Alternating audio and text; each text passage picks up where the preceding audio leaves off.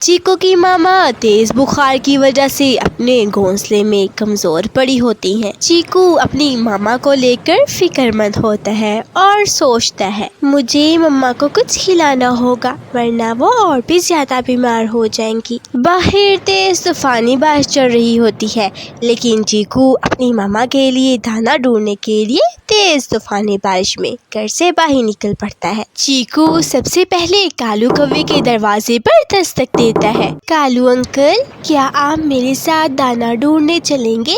بارش بہت تیز ہے اور مجھے تیز بارش میں اڑنے سے ڈر لگتا ہے۔ بیٹا، میرے پاس تھوڑا سا دانا ہے لیکن اتنی تیز بارش میں نہیں اڑ سکتا، تم خود ہی ہمت کر کے کوشش کر لو۔ پھر چیکو ناراض ہو کر وہاں سے اڑتا ہے اور طوطے کے پاس جاتا ہے۔ میٹھو انکل، میری ماما بہت زیادہ بیمار ہے، کیا آپ میرے ساتھ چلیں گے دانا ڈھونڈنے؟ چیکو بیٹا، ہم سب طوطے مرچ کھاتے ہیں اور دانا تو میرے پاس بھی نہیں ہے اور میں اس تیز طوفانی بارش میں باہر نہیں نکل سکتا۔ چیکو اداس ہو جاتا ہے لیکن حوصلہ نہیں ہارتا، اکیلا ہی دانا ڈھونڈنے کے لیے نکل پڑتا ہے۔ اڑتے اڑتے چیکو گھنے جنگل میں پہنچ جاتا ہے۔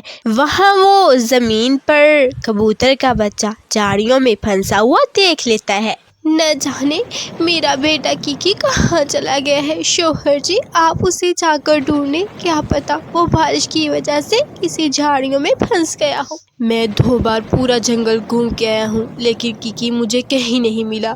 چپ کر جاؤ لوسی، لگتا ہے کہ اب ہمارا کیکی ہمیں کبھی نہیں ملے گا۔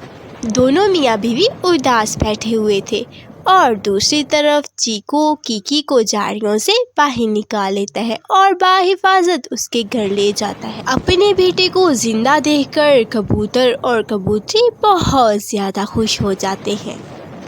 مما، اگر آج چیکو نہ ہوتا تو میں جھاڑیوں سے کبھی نہ نکل پاتا۔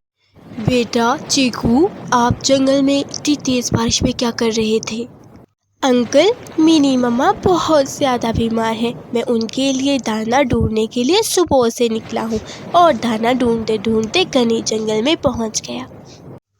فکر نہ کرو بیٹا، میں آپ کو ابھی دانا دیتی ہوں۔ پھر لوسی کبوتری چیکو کو دانوں سے بھری ایک ٹوکری دے دیتی ہے۔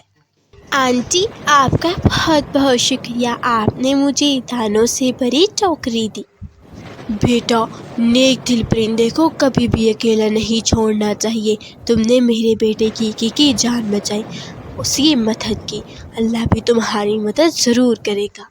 چیکو وہ دانا لیتا ہے اور خوشی خوشی اپنے گھر لوٹ جاتا ہے۔ بیٹا چیکو، یہ دانا آپ کو کہاں سے ملا؟ چیکو اپنی مما کو ساری بات بتا دیتا ہے۔ مما، جب میں کیکی کو لے کر اس کے گھر گیا تو کبوتر انکل نے مجھے دانوں سے بھری ٹوکری دی۔ شاباش بیٹا، ہمیشہ ایسے دوسروں کی مدد کرتے رہنا، دوسروں کی مدد کرنے سے ہماری اپنی پریشانیاں دور ہو جاتی ہیں۔ شام ہو جاتی ہے اور پھر شام کے بعد لوسی کبوتری اور کبوتر چڑیا کے گھر آتے ہیں۔ مینو بہن، آپ اتنی زیادہ بیمار ہیں اور ہمیں کسی نے خبر تک نہیں کی۔